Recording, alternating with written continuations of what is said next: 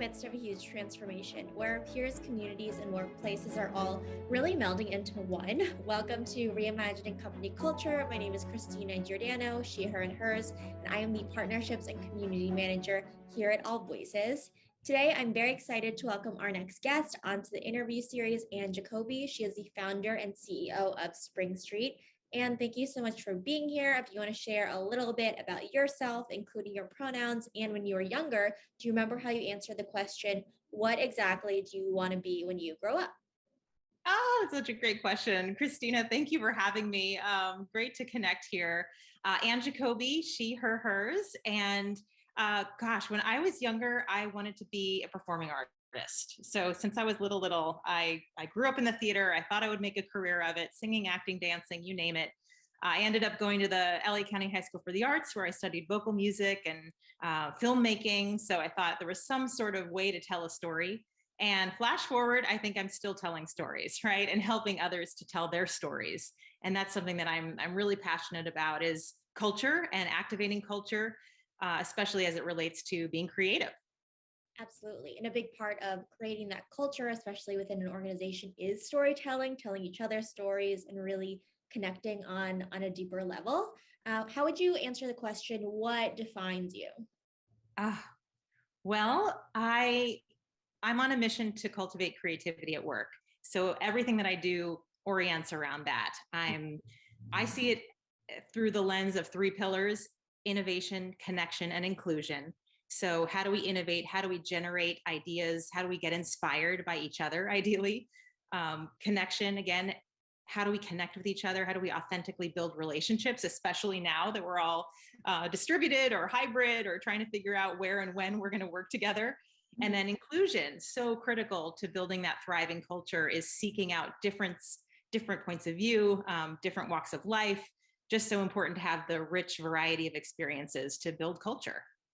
Absolutely. When you say those three words, I'm picturing like a Venn diagram, and then like the centerpiece is just like where people do their best work. When there's innovation, people feel included and they feel this really meaningful sense of connection.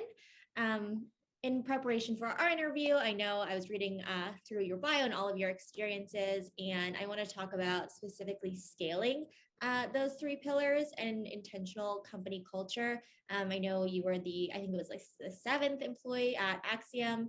You helped launch the firm globally across 14 different offices, which is really incredible. How did you think about intentionally scaling that company culture, especially from a global perspective, knowing that each office would be different? Yeah, what an insightful question, and a real challenge for a lot of companies that are trying to scale their cultures, right? How do you do that in an authentic way? Um, Ideally, you want to preserve that magic that you've ideally created in your original headquarters or your hub office. And Axiom was really good about that, kind of sprinkling talent across the new markets. Finding ways of cross-pollinating what we were doing in kind of those anchor offices, and then making sure they made their way to the satellite office. But I think it's more than that. I think it's about making time and space to really celebrate each other and and connect authentically, right? Finding ways to appreciate each other. Gratitude is so important at work, and just that playfulness. When you think about creativity, and especially from my arts background, a lot of it is just improv. It's figuring out what works. It's experimenting with clients, with your employees. And so making space for that is so important, I think, especially for a high growth organization. So I think that's a big part of what we did to scale the culture. I actually just finished an intro improv class, and I think it definitely relates to things that like we do every day. And I think that communication element of really just offering someone something and kind of active listening is so important. That fosters creativity and innovation. So I love that resonates with me. I do have more specific questions for you as well, but I always like to ask folks, what's the next problem or situation you're currently trying to solve? I guess another way of asking is what's taking up the most brain space in Anne's mind right now. Oh, if you only knew. I think, a lot of my clients are struggling with how do we solve this challenge of culture in today's environment? And you see that the talent market is becoming increasingly competitive. It's really hard to attract and retain talented people. Notwithstanding the great resignation, people are, leaving, they're leaving for something better, or they're leaving to start their own things, right? We're seeing interesting trends happening. But I think it's really about how do we solve this issue of making our workplace feel meaningful, making it feel connected to people's personal values as well as our organizational purpose. And how do we do that with a lot of intention? And so many of my conversations with clients are around that, in addition to things like well-being. How do we solve for that? How do we solve for the mechanics of where and when people are going to work, especially if you're evolving to a new structure like hybrid? Mhm. Absolutely. And I appreciate the word you use in terms of intention, because I think when we're talking about company culture and people, whether we are intentionally doing something or not, it's happening, something is forming. But a lot of people do. They want to create a really positive workspace where people feel like they can do their best work. And I know something that we had talked about in kind of articles, but also in conversations, is this idea of an ethical speak up culture. In your opinion, what are the key ingredients to really intentionally create an ethical speak up culture? If you could provide any examples for folks who are listening of what that looks like in practice. Yeah, so important. As we talk about bringing creativity to work, you have to feel safe to do that, right? And so when we're talking about a speak up culture, I think there are a few elements. One, certainly psychological safety. So letting people know that it's safe to take risks. And sometimes that means things aren't going to work out well. But I think leaders can really demonstrate psychological safety through sharing their own stories of trying things that didn't work and kind of normalizing that process, making it, be an okay place to try things and not always be hugely successful out of the gate. So that's big. A growth mindset is also another big one. And what I mean by that is the learn it all culture, kind of the notion that we're all works in progress, that we all have things to work on. And practically speaking, I think leaders are in a prime position to model things that they're working on, things that they're either reading or podcasts that they're listening to, like this, perhaps, but just demonstrating that, hey, I don't have it all figured out. And again, that creates an environment where people feel, well, maybe my opinion does matter here. Maybe I can speak up and add something, even if it's, to someone 2 levels above me. So growth mindset is big. Clear policies, procedures, and processes. Um, you know, Perhaps easy when you're small, gets really complicated as you scale and get a lot bigger. So just having things codified in terms of, well, if there's an issue, how are we going to deal with it? What are the channels of reporting? Making it explicitly clear what's accepted and tolerated and what is absolutely not tolerated. And that kind of leads me to the fourth element, which is just not tolerating bad behavior, just not tolerating it. And that's really difficult, especially for high performers, to take that step and sometimes take a bold move or action that means parting ways with someone who is not a culture fit. Obviously, it depends on the situation, but I think that goes a long way in terms of signaling, hey, this is a company culture that we stand by. We're committed to it, and we're not going to tolerate behavior that is outside of what we find is acceptable. Absolutely. You want to have alignment in what you're saying and what you're doing, the actions you're providing as well. And that goes to psychological safety, being really clear about your policies and procedures as well. And really, again, creating that intentional and deliberate environment where people feel like they are physically and psychologically safe as well. And that's where the good stuff, the innovation happens. You mentioned kind of the opportunity of leaders to really demonstrate this in all of their practices and who they interact with on a daily basis. And I want to ask specifically for managers, what are the different ways we need to really train managers to be ethical leaders, knowing that, in my opinion, no one is born a natural people leader and leading teams. It's something you have to work at. Oh, yes. Growth mindset. Thank you, Christina. Yes, we are always works in progress. And it's something that does need to be practiced. It's a skill. And when you talk about creating an ethical culture or a culture of doing the right thing, that takes work and practice. I think, a big thing to just get out there is this isn't about right and wrong necessarily. There's lots of gray in the workplace, and really good people do bad things under certain circumstances. We're all capable of those missteps. So I think first, it's important to raise awareness about what are the conditions where I might feel under stress and exercise bad judgment.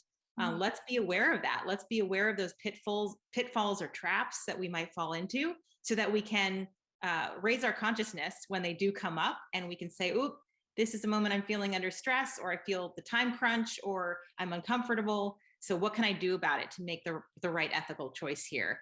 I think another thing is just practice, having discussion groups, scenario-based learning, really anticipating, well, what would you do in this situation? And just going through that thought process and getting it into our own voice and body is a good way to anticipate, okay, when this comes up in real life, I'll be better prepared. I'll be ready to do the right thing, maybe as a bystander, intervening in that way, maybe being the ally in the room, or maybe being a leader and modeling the right kind of behavior.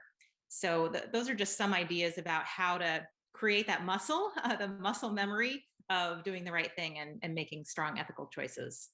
Absolutely. To create that muscle memory, you need to take actions, and again, practice that on a daily basis as well. Hold yourself accountable, and also it's definitely a progress. We're not box checkers here. It's always, ongoing works of progress, as you were talking about too. But when we come into, spaces with that mindset, we're always going to run into feedback, both positive, negative, everything in between, which is really great. Constructive feedback really is important for the workplace as well. How do you see employee feedback management as a really important tool to really building this culture of listening, where leaders are actively listening and people feel like they can kind of give their opinions as well? Yeah. Gosh, listening is everything now, right? Organizations that set themselves apart are the ones that really listen to the Mhm. heartbeat of the organization. And that's going to change over time. It's not just check the box. We did our employee engagement survey once a year, heaven forbid. This is about continuous listening and finding different forums to listen. It might be one-on-one manager, direct report interactions, and that relationships, making sure that that's strong and open communication. It might be an anonymous survey that does go out, where people can feel more comfortable in some cases, voicing their opinions that they think may not necessarily land the way that they hope if it were an in-person conversation. So I think having lots of different ways for people to offer that feedback is important. Having the right cadence for getting the feedback out there, and then doing something about it. To your mention about accountability, gosh, really important. Even if the answer is, we want to do this, this is our timeline, it may not be when you want us to address it, but we're working on it. Those progress updates and that transparency goes a long way to developing that sense of trust and psychological safety. Absolutely. Meeting people where they are, understanding that people can be comfortable, giving their opinion in all hands or anonymously or one-on-one. But making sure you're hearing all of these voices is really important as well. Can you share an example of how a company, either that you worked with or you've seen out in the world, like leverage that employee feedback to make a change, take action, either in a policy, strategy, or initiative? Of course, you don't have to do any specific things as well. Absolutely. A couple things come to mind. So, one was a client where at the start of the week, 8 a.m. Monday morning, they required everyone to, can you hear me okay? Yes, I can hear you. Okay. They required everyone to be in the office for their all hands, 8 a.m. Monday morning. And what they didn't realize is there were a lot of parents in particular who had a really hard time getting their kids to school. And now I speak from experience now, that's a tough time frame to get the commute in, et cetera. This is pre-pandemic. And they didn't realize what kind of a stress they were starting at the very top of the week for a number of their employees, a certain group. So they heard that feedback, and it really encouraged them to pause and reflect. Well, gosh, does this meeting need to be in person, first of all? Does it require everyone to be there? Or let's take a look, let's do an audit of all of our meetings and make sure that we're meeting at the right times that work for our employee base. So it really did inspire some action and some changed planning in terms of when people gathered and whether it was in person. The other thing that comes to mind is around well-being. And that has been a constant drumbeat across 2021 among my clients. I expect into 2022 as well. But one client in particular noticed that their engagement scores around well-being were low. They wanted to take some action. And so they actually created a dashboard of metrics for well-being, and there are ways to kind of pull PTO numbers. Are people actually taking their time off? Are they blocking time for deep work? What can we do across the team structure to improve our well-being? And let's take a people pulse on a more regular basis to make sure that people are feeling supported to make those choices. So those are kind of two really interesting stories that I think demonstrate taking action based on feedback of the organization.